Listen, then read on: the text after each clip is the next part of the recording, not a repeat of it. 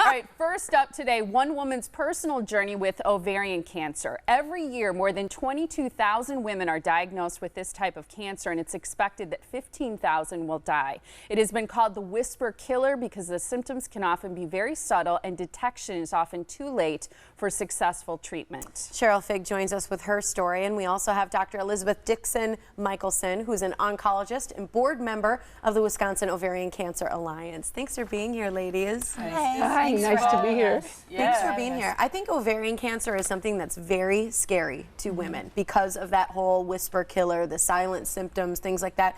Explain to us what ovarian cancer is and how it affects our body. So what ovarian cancer is essentially any of the cells inside the ovary can start becoming something that they're not supposed to be. So they stop listening to the normal things that our body tells our cells to do, and they start growing. And essentially what ends up happening is that it can spread inside the abdomen, and we don't have a good screening tool for it. And that's something actually the FDA has just come out saying, you know, we don't have one. So what we have to do is really educate women about the symptoms of ovarian cancer so they can think about, okay, what's happening in my body? Is there something not right? I gotta go to the doctor and get checked out. That's a tough thing, though. You educate people about the symptoms. It's still, the reality is they're still often very subtle. And then combined with that, the fact that there isn't good screening for ovarian cancer is very frustrating, especially for women who are proactive about their health. They get mammograms, they get pap smears, they see their doctor every year, they do the right things. Before we get to Cheryl's story, let's talk quickly about the signs and the symptoms. And we have a visual. It spells out BEAT. B-E-A-T. Exactly. So B-E-A-T. So what you're looking for is B for bloating. So anytime you feel like you're just more full than you should be.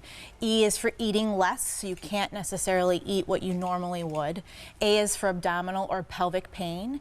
And T is for trouble with your bowels or your bladder. Now, is the disease often very advanced, though, by the time you notice these symptoms? Sometimes it can be. So that's why having an annual pelvic exam every single year where your doctor and you are talking about your symptoms, things like that, so that way they can do a good exam, because sometimes we can pick it up that early.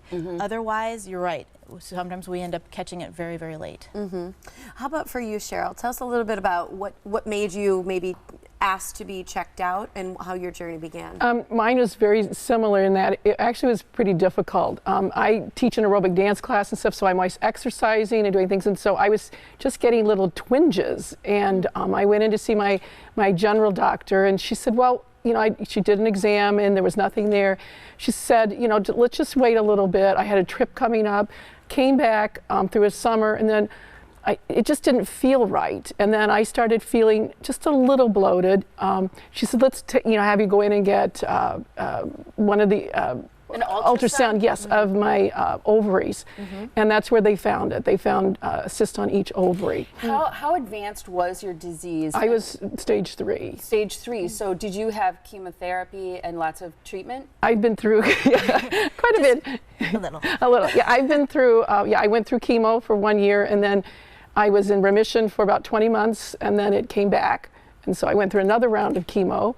And then it started to grow again a little bit last November, and then we're on a new regimen, and I'm in remission again. So you've had it 3 times. Wow. Well, the third time is not technically chemo, but it is in the chemo family. It's a drug that cuts the blood supply off to the tumors and stuff. So, but yes. So. And where are you at now? Where am I at? Yeah, in the journey. You're in remission now? As of last Thursday. Yay. Let's keep it there. Third time is a charm.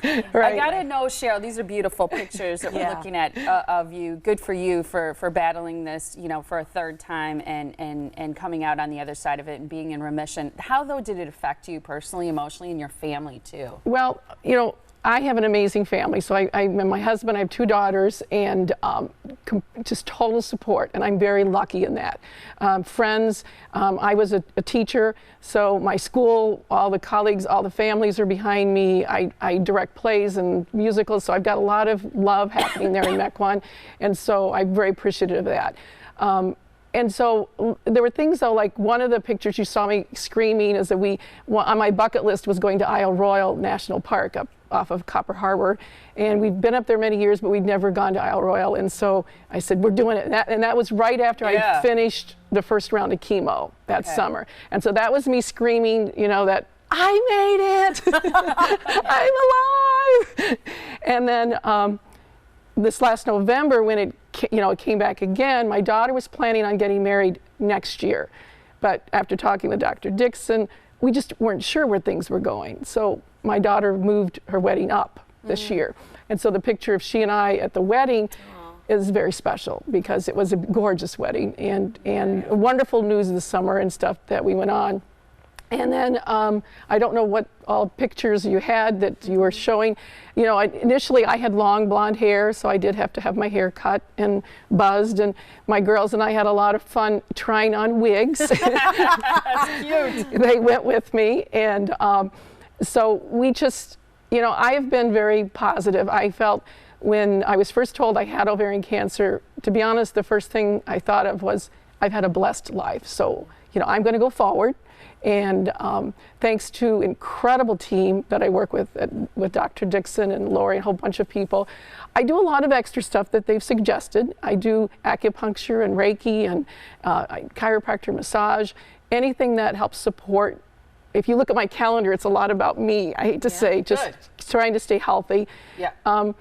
But that selfish stuff you're doing for all the people who love you. Yeah. Right. They appreciate that time you're taking for yourself. And I think, you know, going through a cancer journey it's unique for everyone. It's devastating at first. Your whole life just gets, you know, thrown into a tizzy, as they say. But for me, it's really been an incredible learning experience. I can honestly say I'm a very upbeat, optimistic person, but I mean, I just feel like life is such a gift, and that every day I'm here as long as I can be, and I'm going to keep doing stuff and just keep, you know, being out there for people and whatever. way you for can. you. Absolutely. That's awesome. You've got these runs coming up that people can take part in. There's one in Milwaukee, that's September 17th at Greenfield Park, and one in Madison as well on the 25th at McKee Farms Park. WisconsinOvarianCancer.org is the website for more, or 262-797-7804. Thanks for sharing your story. We appreciate you guys being here. Great to see you both of you. Good for Thank you. Yeah, Thank you for having us. Absolutely.